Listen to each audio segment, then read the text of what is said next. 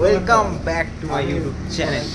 তো ফাইনালি বস আজকে মহলের পরের দিন, মানে আজকের থেকে একটু পুজো মহলার দিন থেকেই মনে হয়, বাট তারপরেও আজকে মনটার ঘরে ছিল না, সেই জন্যে আমি বেরিয়ে গেছি কয়েকটা স্পেশাল পুজোর প্যান্ডেল এক্সপ্লোর করতে।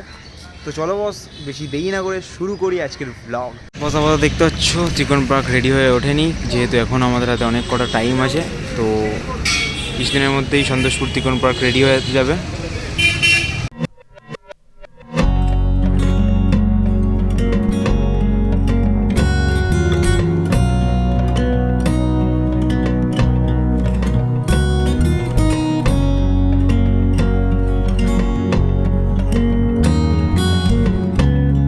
ফাইনালি এখন আপাতত চলে এসেছি সন্তোষপুর এভিনিউ সাউথ ক্লাব।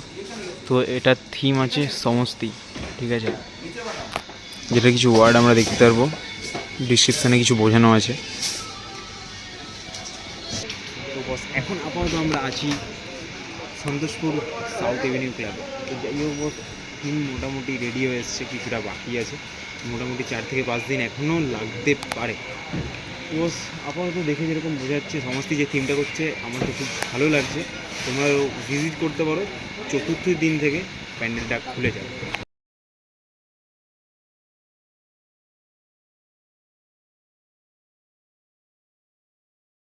হ্যাঁ এবার বলো। তো ফাইনালি বস এখন আপাতত আছি আমরা সন্তোষপুর লেক পল্লী। হ্যাঁ বস, খুব পপুলার একটা প্যান্ডেল, তোমরা আগেও হয়তো এসেছো, বাট এবারের থিমটা হচ্ছে চলচ্চিত্র। তো বস এখনও পর্যন্ত ভিতরের মোটামুটি 90% কাজ আমার আন্দাজে কমপ্লিট হয়ে গেছে, বাট জলের উপর যে চিত্রটা হবে আই থিঙ্ক ওরকম টাইপের কিছু এখনও শো করানো হয়নি, কিন্তু 4র্থ থেকে এই প্যান্ডেলটা খুলে যাচ্ছে। যারা যারা ভিজিট করতে চাও তো অবশ্যই এসো আমাদের সাউথ কলকাতার সন্তোষপুর লেক পল্লী।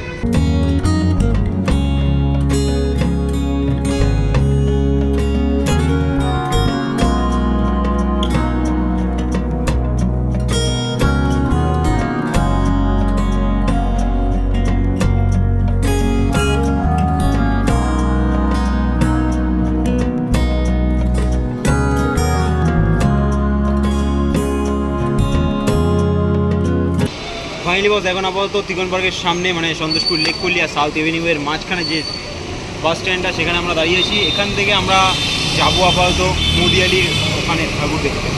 চলো বস আপাতত ওয়ান এর জন্য ওয়েট করছি, ঠিক আছে, ওটা আসলেই ওটাই করে যাবো।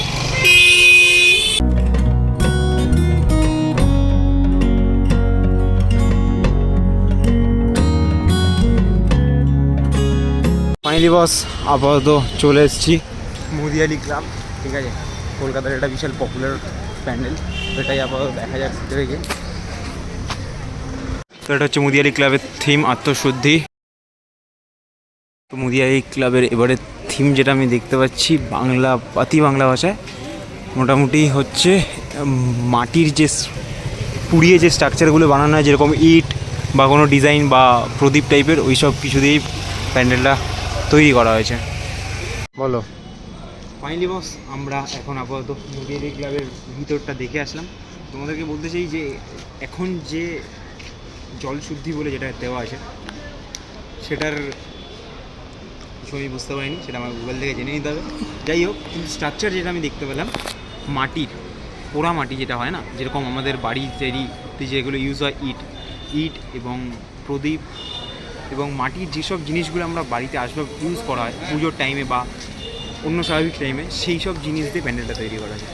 আজকে কিছু প্যান্ডেল হোক করার পর আমরা এসেছি শ্রীলা প্রভুপাদের জন্মস্থান। দেখো বস, আমি এই যেই জায়গাটা এখন আপাতত দাঁড়িয়েছি, শ্রীলা প্রভুপাদের জন্মস্থান, এখানে আমি প্রথমবার আসলাম।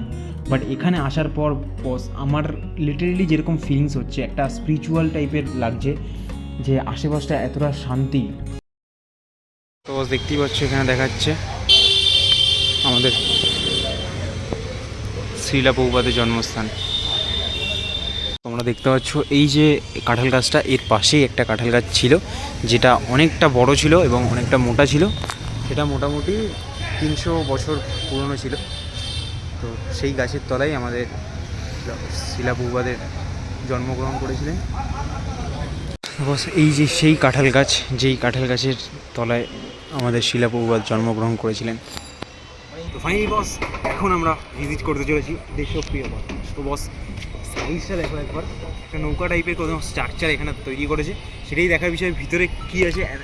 বস আমি যতদূর জানি প্রত্যেক বছর দেশপ্রিয় পার্কের ভিতরে যে অ্যাম্বিয়েন্সটা আছে না, ওটা সব থেকে বেস্ট হয়। আশা করি এবছরেও বেস্ট হবে আর অনেকটা সুন্দর হবে। তো চলো বস বেশি দেরি না করে ভিতরে যাওয়া যায়। তো দেশপ্রিয় পার্কের থিম দেখতে পাচ্ছ তোমরা আপাতত।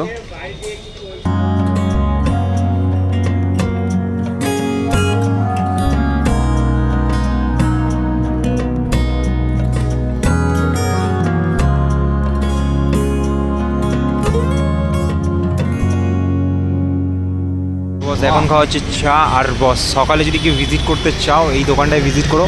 এখানে ম্যাগি থেকে শুরু করে ডিম টোস্ট থেকে শুরু করে A to Z সকালে ব্রেকফাস্টে সব কিছুই পাবে। ডিম কষা, লুচি টুচি সব কিছুই পাওয়া যায়। এই যে আঙ্কেলকে দেখে নাও, দেশপ্রিয় পার্কের যে মোড়টা আছে মোড়টা থেকে একদম সামনেই যে দোকানটা। বস এখন আবার তো সুবোধ আমাকে নিতে এসেছিলো মুকুন্দপুর, আর আমরা যাচ্ছি বাড়ি। আর সবসময় সুবোধ আমাকে হেল্প করে, ঠিক আছে? এই তো সুবোধা একদম